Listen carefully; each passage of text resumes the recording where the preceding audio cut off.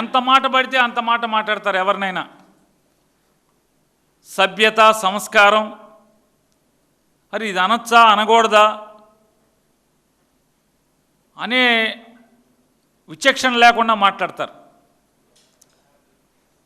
మాట్లాడుతూ వారు మాత్రం సమాజం నుంచి మాత్రం మర్యాద, మన్నన, గౌరవం కోరుకుంటారు. ఇది ఎంతవరకు ధర్మం? అద్దాల మేడలో కూర్చుని జనం మీదకి రాళ్ళేస్తే, సమాజం మీదకి రాళ్ళేస్తే రాళ్లే తిరిగి వస్తాయి కదా. పవన్ కళ్యాణ్ గారు, లోకేష్ గారు, మీరు ఒక అద్దాల మేడలో మగ మనిషిని కూర్చోబెట్టి సమాజం మీదకి రాళ్లే ఇస్తే కంకర రాళ్లే తిరిగి వస్తాయి. అద్దాల మేడలో ఒక మహిళని కూర్చోబెట్టి సమాజం మీదకి రాళ్ళేస్తే రాళ్లే వస్తాయి తప్పితే లోకేష్ గారు ఇంకేమన్నా అంటే మీ చుట్టూ మీ నాన్నగారు చుట్టూ ఎవరున్నారు? లోకేష్ గారు, ఎంత చండాలమైన మనుషులు ఉన్నారు, ఎంత దిగజారినటువంటి మనుషులు ఉన్నారు మీ దగ్గర. ఎవరు మీ చుట్టూ ఉన్నవాళ్ళు? ఎవరు? మీరు మాట్లాడతారు.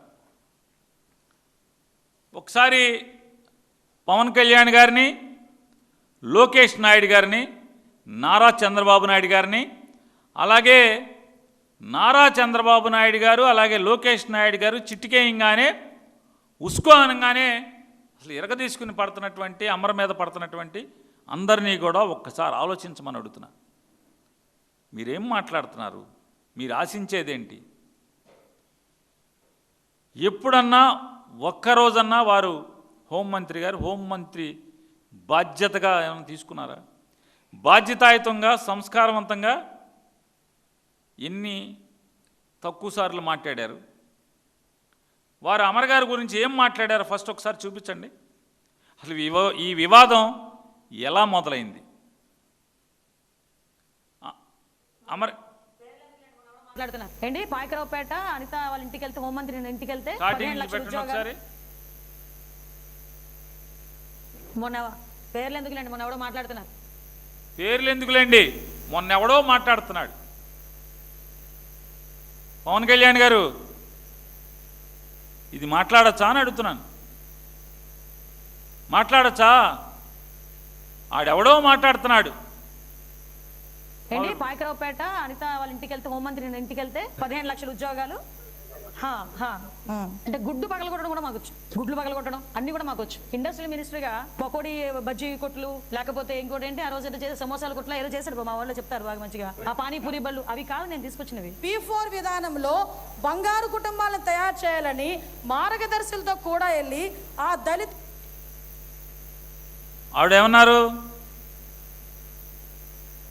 ఈ రాష్ట్రానికి మంత్రిగా పనిచేసినటువంటి వ్యక్తిని వారేమంటారు? ఆడు ఈడు, గుడ్లు కాకపోతే ఏది కావాలంటే అది పగలగొట్టుకోండి అనిత గారు. ఎవరు వద్దన్నారు? నీ ఇష్టం, గుడ్లు కాకపోతే గుడ్లు పగలగొట్టుకోండి, ఆమ్లెట్లు వేసుకోండి, లేకపోతే దాన్ని ఏమంటారు ఫ్రైడ్ రైస్ చేసుకోవచ్చు, అండా బుర్జీ చేసుకోవచ్చు, ఏం కావాలంటే అది చేసుకోండి, ఎవడు వద్దనలా. కాకపోతే నోటికి హద్దు ఉండాలి కదా అండి మంత్రి గారు. నాలుగుకి హద్దు లేకుండా మీరు ఏది పడితే అది మాట్లాడతారు. మీరు ఆడు ఈడు అని మాట్లాడతారు. మీరు అలా కాకుండా మీరు సభ్యతగా విమర్శించండి, సభ్యతగా విమర్శించండి. నేను అనిత గారికి కూడా చెప్తున్నా ఒక్క మాట. అమ్మ అనిత గారు, మిమ్మల్ని హోమ్ మినిస్టర్ కుర్చీ ఒకటి ఇచ్చి రాజకీయంగా చెడు మాట్లాడటానికి వైఎస్ఆర్ కాంగ్రెస్ పార్టీ వ్యక్తుల్ని, లేకపోతే మా నాయకుడిని, వైఎస్ఆర్ కాంగ్రెస్ పార్టీలో మాజీ మంత్రుల్ని, మాజీ ఎమ్మెల్యేలని కించుపరుస్తూ మాట్లాడటానికి మాత్రమే మిమ్మల్ని ఒక పనిముట్టుగా వాడుకుంటున్నారనేది ఒకసారి మీరు గమనించాల్సిన అవసరం ఉంది. చంద్రబాబు నాయుడు గారు, లోకేష్ నాయుడు గారు ఇద్దరూ కూడా అనిత గారిని, వంగలపూడి అనిత గారిని వైఎస్ఆర్ కాంగ్రెస్ పార్టీ వాళ్ళని కించపరుస్తాకి, దూషించటానికి మాత్రమే ఒక పనిముట్టుగా వాడుకుంటున్నారనేది గమనిస్తే మీ సంస్కారానికి శ్రేయస్కరం, మీ వ్యక్తిత్వానికి శ్రేయస్కరం. అది ఒక అన్నగా మీకు చెప్తున్నాను. ఇంతకు మంచి చెప్పగలిగేదే ఉంది? హితో చెప్తున్నాను మీకు, గమనించుకోండి మీరు. మరి ఏం చేస్తారు? వాయినం పెడితే వాయినం పెడతారు కదా సమాజంలో. వాయినం ఇచ్చారనుకోండి, తిరిగి వాయినం పెడతారు కదా. ఎలా అది? వారి అనిత గారితో నారా చంద్రబాబు నాయుడు గారు, నారా లోకేష్ నాయుడు గారు, పవన్ కళ్యాణ్ గారు మీరు బాగా గమనించండి. అనితమ్మ గారితో, హోమ్ మినిస్టర్ వంగలపూడి అనితమ్మ గారితో ఏమేం మాట్లాడిచ్చారో ఒకసారి వినండి. ఒకసారి తాలూకా విధి విధానాలు ఎలా ఉన్నాయి చూడటానికని వెళ్ళి అదే దళిత కుటుంబం వంటగదిలోకి వెళ్ళి టీ పెట్టి ఆ కుటుంబానికి ఇచ్చి తను కూడా వాళ్ళతో తాగిన నాయకుడు ఎవరైనా ఇది లాస్ట్లో వేద్దాం, ఇది లాస్ట్లో వేద్దాం, లాస్ట్లో ఇది కాదు. లక్ష్మి గారిని ఏమని పిలుస్తారమ్మా అందరూను? విజయమ్మ. భారతిరెడ్డి గారిని భారతమ్మ. విజయమ్మ గారిని విజయమ్మ అని పిలుస్తారు, భారతిరెడ్డి గారిని భారతమ్మ పిలుస్తారు. మరి వీళ్ళ అమ్మ అని పిలిచిన భారతమ్మ అని పిలిచిన వాళ్ళకి వీళ్ళ నాన్నకి ఏమవుతాడో ఒక్కసారి మనం కూడా ఆలోచన చేసుకోవాలి. అంటే నేను ఒక మాట అన్న, తనకంటుకున్న ఆ పాప కంగారు ఎందుకే? పవన్ కళ్యాణ్ గారు, నారా లోకేష్ నాయుడు గారు పెద్ద పెద్ద సూక్తులు చెప్తున్నారు కదా. వారు ఆంధ్రప్రదేశ్ రాష్ట్ర తెలుగుదేశం పార్టీకి, ఆంధ్రప్రదేశ్ రాష్ట్రంలో ఉన్నటువంటి తెలుగుదేశం పార్టీకి మహిళా విభాగానికి అధ్యక్షురాలి హోదాలో వారు ఇచ్చినటువంటి స్పీచ్ అన్నారా?